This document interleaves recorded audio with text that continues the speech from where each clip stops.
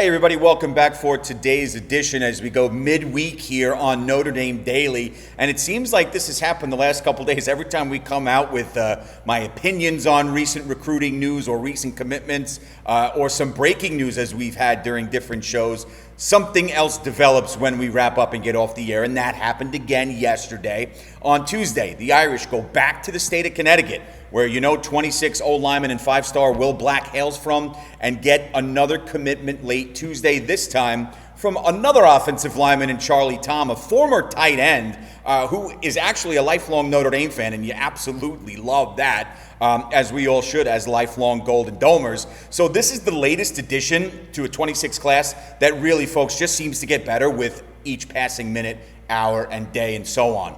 Now, Tom is a 6'6", if you don't know much about him, 6'6", 275 stud, who's going to bring a different blend of athleticism to the tackle position, if in fact that is where he goes.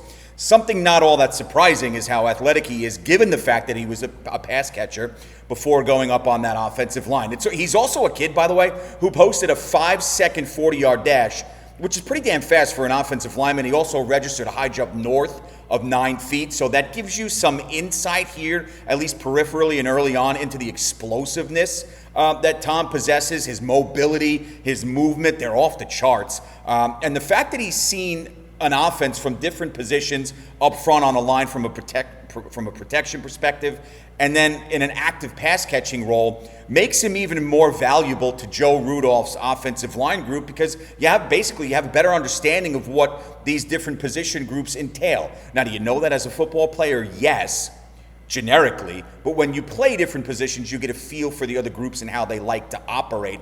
This will be no different in South Bend. And the great thing here, when you talk about the 26 recruiting class as a whole, Coach Freeman and Rudolph have done a really good job up front.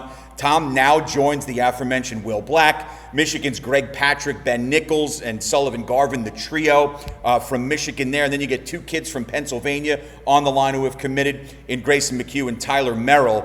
So the O-line class is built up here for 2026.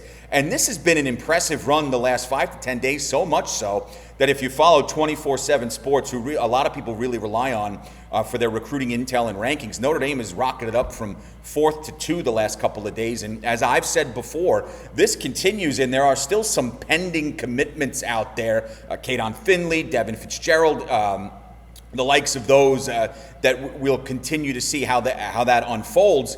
You might be talking about ending this cycle with the top recruiting class in the country for the year 2026. So that's a big deal. Last night coming on the addition of this offensive line with another kid from Connecticut. So it continues to be really exciting to watch this unfold, because while there have been some swings and misses, the connections far outweigh those said misses here. It's been really impressive to see Marcus Freeman do his thing on the recruiting trail, because we really haven't seen it in quite some time.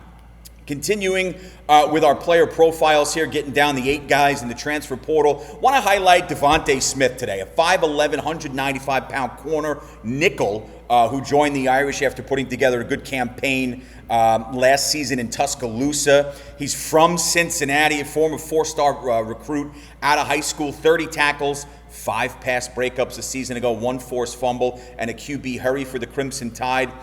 The nice thing you like here is getting from a leadership and an ability standpoint is, yes, that veteranship that you have there, but this is a kid last year who didn't surrender touchdown in pass coverage. And as a coverage back, as a cover corner on that 2nd and 3rd level, that's what you want.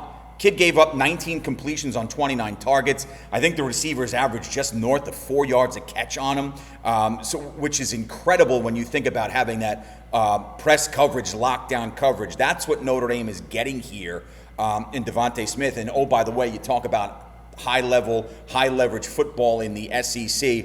That's an undeniable attraction to Notre Dame, and Mike Mickens really took the initiative out here in getting Smith to finish out his collegiate career after a good run with the Alabama Crimson Tide. So that's a big deal for him coming on board here. And like many of these guys, some of the fits pop off the screen with, Notre Dame is going to try to utilize Will Pauling and Malachi Fields, for example, in their wide receiver core. They're expecting big things from both of them. The fit here defensively for Notre Dame makes a lot of sense as well. Of the 420 snaps Smith played in the defensive secondary for Alabama last season, 323 of them came in the nickel package in the slot. Okay, so you have the comfortability there as he's going to instantaneously compete for that starting nickel position. And the competition is going to be primarily with the uber-talented sophomore Carson Hobbs, who I know many of us, including myself, are very excited to see in an extended role. But Smith's ability to line up in different coverage formations and lock down the opposition's receivers is absolutely undeniable. And then you consider the versatility. It's something that Smith brings to Notre Dame that you don't always see from these cover guys. If you need him in the nickel, if you need him in the slot, the opportunity to also play safety and give you that comfortability exists with Smith as well. You can move him around. He's just not a one-tool guy in the third level of that defense. Throw him at corner, slot, or even at safety if needed. That's a big deal. And with Notre Dame, you know you have a Don Schuler back there. Jalen Stroman talked about him yesterday. Luke Talmadge making plays in their own right. Having Smith now gives Notre Dame leadership, reliability, lockdown coverage, and positional versatility. Okay, overall, this is a transfer that makes sense for both parties in Notre Dame and Devonte. And from a Notre Dame perspective, it fits even more so because you don't have Rod Hurd, and you lost Benjamin Morrison and Xavier Watts, a corner and safety, to the NFL in April. So when you're able to not just bring in a talented player, but a talented player that you can rely on from a leadership and versatility perspective, it's a big get from Marcus Freeman and company. I think it probably ranks up there in the 8 transfer portal guys that Notre Dame got ahead of this upcoming season. Smith fits right there as the one that you could probably be as excited about it as any of the other ones because it was a need at a position that has been of strength for Notre Dame and one they want to keep a strength. And just want to wrap today some more recruiting news. Notre Dame coming out of yesterday, or into yesterday I should say, didn't have a commit in the 27 class yet, and it's early. Now we do. Just like we talked about at the top of the show with Notre Dame getting Charlie Tom late yesterday, news also broke that the first commit of the 27 class for Notre Dame isn't a quarterback, it's not a running back, it's not a tight end, it's not a DB, but it doesn't mean it's not a significant one because on Tuesday, Marcus Freeman's group received the commitment of long snapper Sean Kraft, who is considered the best in the country at his position. Asheville Christian Academy in North Carolina, that's where he comes from, and this is another instance where the Irish are continuing that recent run, which now dips into the 26 and 27 classes in the state of North Carolina. So they're creating yet another pipeline like they have with Texas, Cali, and New Jersey down in the state of North Carolina. Kraft was in South Bend 10 days ago, earned a scholarship offer while he was on campus, and now we know proof is in the pudding. It didn't take long for the young man to make up his mind. He did have additional offers: Liberty, Arkansas State, Carolina, North Carolina, and Wake Forest.